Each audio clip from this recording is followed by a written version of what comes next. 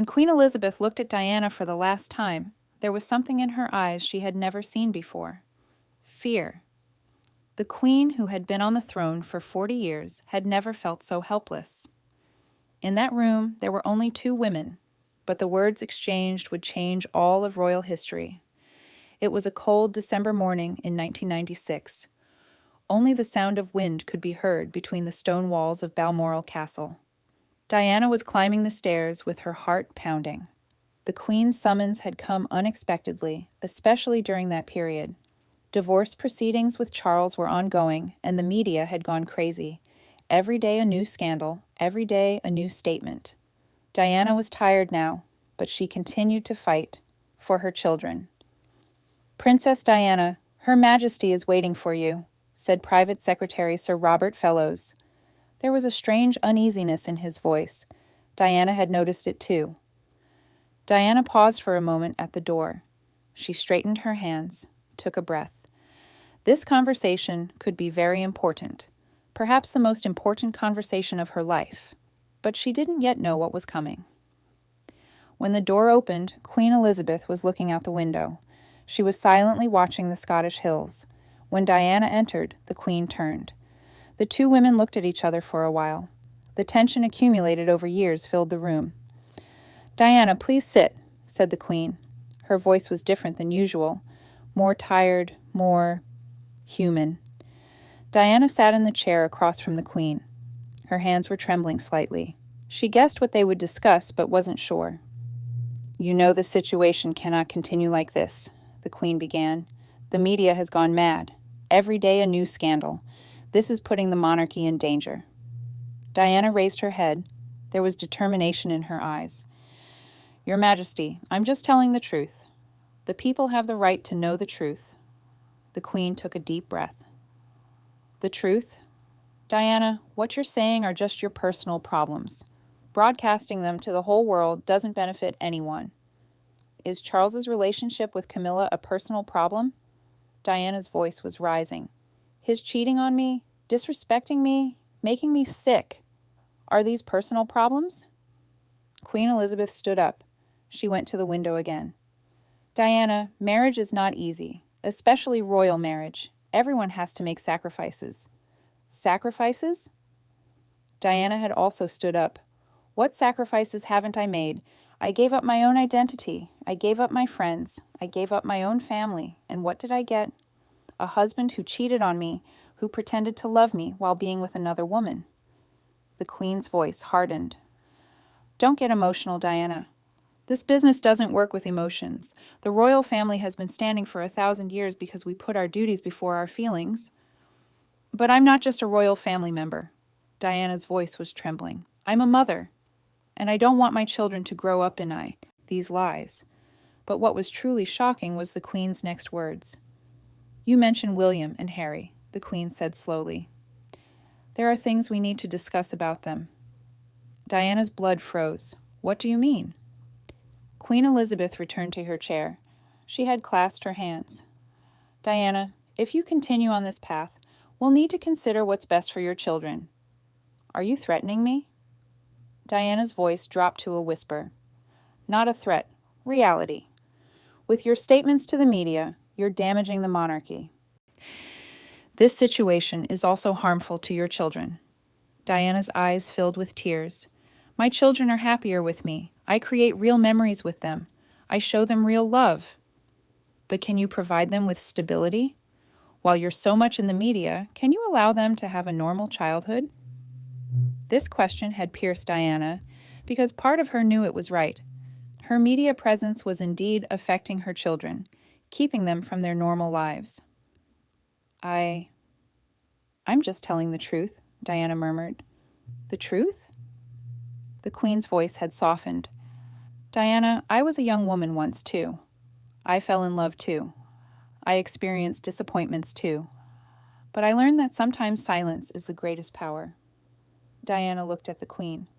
For the first time, she saw not a queen across from her, but an elderly woman, experienced, tired, but still strong. "But doesn't silence make them even stronger?" Diana asked. "Charles and Camilla are comfortably together, while You're free too, Diana. After the divorce, you can live the life you want, but you can maintain your ties with the royal family. This was exactly when everything changed, because the Queen's real proposal was shocking.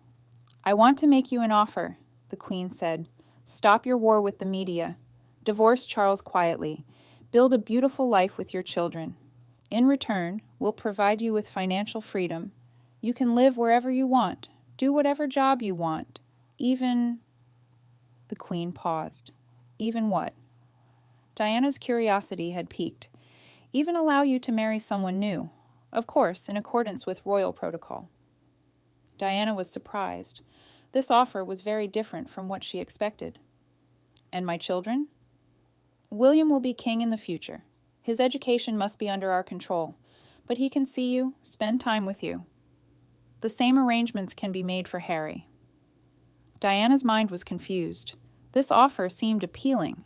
Freedom, money, even the possibility of new love. But something was bothering her. What about the media, my connection with the people? The Queen's face hardened again. You'll need to sever those ties, Diana. You can no longer be the people's princess. You can only be William and Harry's mother. Diana stood up. She walked around the room for a while. She looked out the window. Scotland's cold landscape was before her eyes, but her mind was elsewhere. If she accepted this offer, could she really be free? Or would she just be entering a bigger cage? How much time do I have to think? Diana asked. 1 week, the Queen said decisively. If you don't give your answer in a week, we'll have to choose our own path. Diana turned to the Queen. And if I refuse? There was cold determination in the Queen's eyes.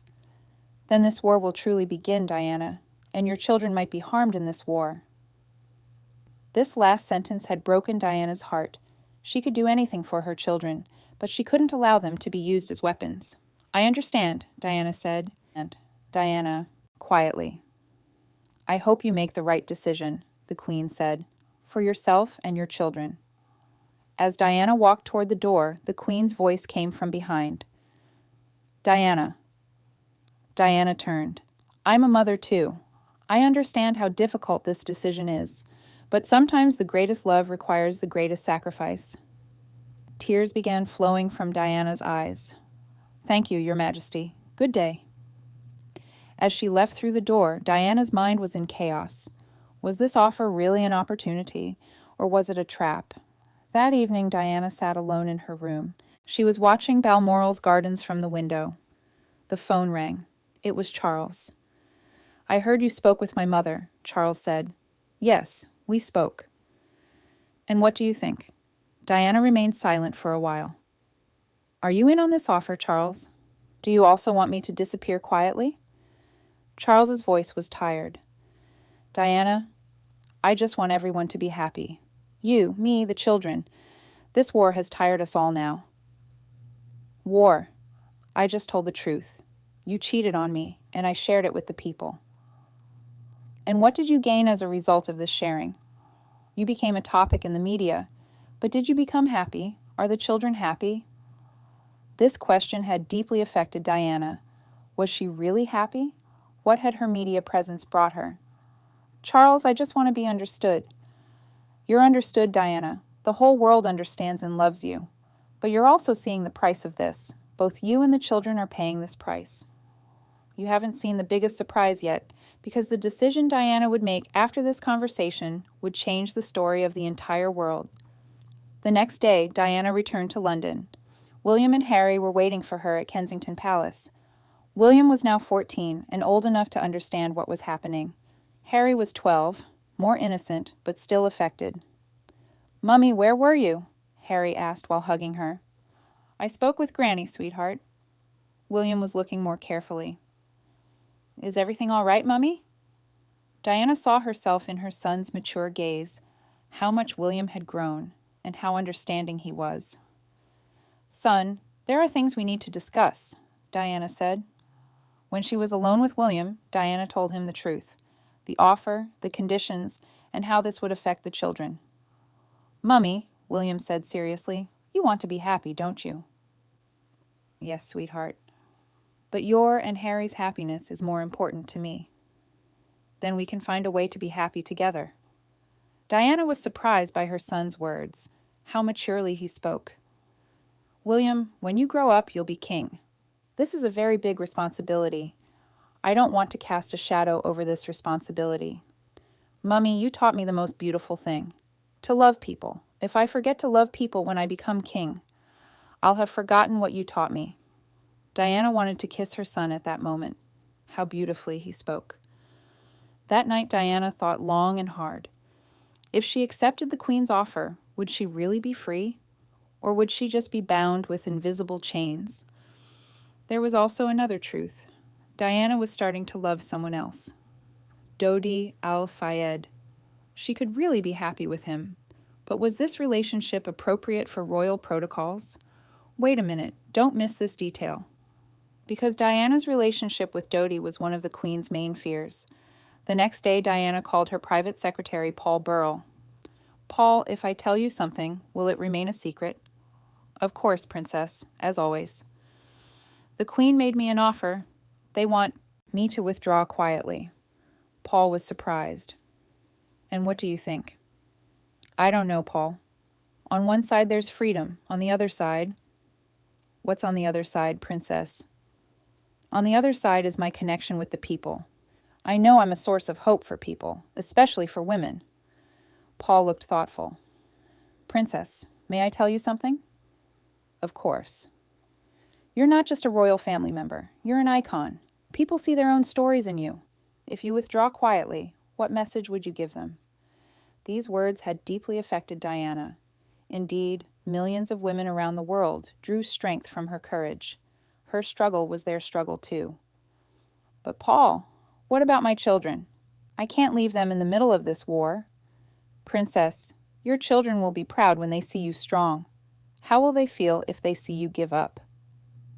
Diana was alone again that evening. Decision time was approaching. The Queen had said 1 week, and almost a week had passed. The phone rang. It was Dodi. "Diana, how are you? I missed you." Hearing Dodi's voice had calmed Diana. "I missed you too. There are things I need to discuss with you." "Can we meet? Tomorrow evening?" "Yes, let's meet." The next evening, Diana and Dodi met at a restaurant. Diana told him about the Queen's offer. "So they want you to stop your war with the media," Dodi said. "Yes, in return, they're offering freedom." "Well, what do you want, Diana?" Diana remained silent for a while. I want to be truly free, but I also want to continue giving people hope." "Then you can do both." "How?" "You can maintain your connection with the people without fighting the media. Your charity work, your aid organizations, you can continue touching people's lives through these ways." Dodi's suggestion seemed logical to Diana. Maybe she really could find a middle way. What you've seen so far is nothing. Because Diana's answer to the Queen was the kind no one expected. A week later, Diana went to Balmoral again. The Queen received her in the same room. "Have you decided, Diana?" "Yes, Your Majesty. I've made my decision." The Queen was trying to understand what Diana was thinking from her face. "I partially accept your offer," Diana said. "Partially?" "Yes. I'll stop my war with the media.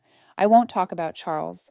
I won't bring my private life to the media. But what? But I won't sever my connection with the people. I'll continue my charity work. I'll continue giving people hope." The Queen's brows were furrowed. "Diana, this isn't exactly what I wanted." "I know, but this is my final offer. Either you accept this, or I won't accept any of it." The Queen stood up. She began walking around the room. "What will happen to the children under these conditions?" "The children will be with me. I can entrust them to you, but I can't give them up." "Diana, you're very stubborn." "No, Your Majesty, I'm very much a mother." The Queen looked at Diana for a long time. Perhaps there was a light of admiration in her eyes. "All right," she finally said. "I accept these conditions. But remember, Diana, if you take one wrong step—" "I won't," Diana said with determination. "Because now I know what I want." "What do you want?" "To be both a good mother and to do something good for the world. And I don't need anyone's permission for that." The Queen smiled. For the first time, She was looking at Diana with real respect. "Maybe you're right, Diana. Maybe it's time for change." You won't believe it, but Diana's brave decision would be the beginning of a transformation in the royal family. As Diana returned to London, she felt free. For the first time, she had made an agreement on her own terms. For the first time, she had managed to make her voice heard. Her children were waiting for her at home. "Mummy, how did it go?" William asked. "It went very well, son. Now I'll be able to spend more time with you and continue doing the work I love." "So you managed to be happy?" Harry asked. "Yes, sweetheart. I managed to be happy." That evening, Diana watched a movie with her children. For the first time in a long while, Diana was truly at peace. A few weeks later, Diana spoke about Charles in the Panorama interview, but this time it was different. It was a hopeful conversation, not a painful one. "Our marriage is over, that's true, but I'm still William and Harry's mother, and I still have a lot of work to do in the world." After this interview, Diana really started a new life. She stopped fighting the media, but never severed her connection with the people. Landmine clearance work, caring for AIDS patients, volunteer work in children's hospitals. Diana's new mission was very clear: to change the world with love, and her relationship with Dodi continued to develop, no longer secret, but also not feeding the media. Queen Elizabeth was quietly watching Diana's new stance, and deep down, perhaps she thought Diana was right, because Diana was now both a royal family member and the people's princess, and she had managed to be both. Months after their last conversation, the Queen was watching Diana's work on news programs, landmine clearance work in Angola, hospital visits, moments with children. Maybe she was right, the Queen murmured to herself. Maybe it was really time for change. Diana was truly happy in her new life. She had a healthier relationship with her children. She could do the work she loved, and her heart was full.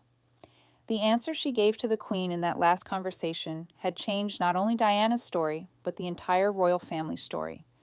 Because Diana had proven that she could respect traditions while also charting her own path.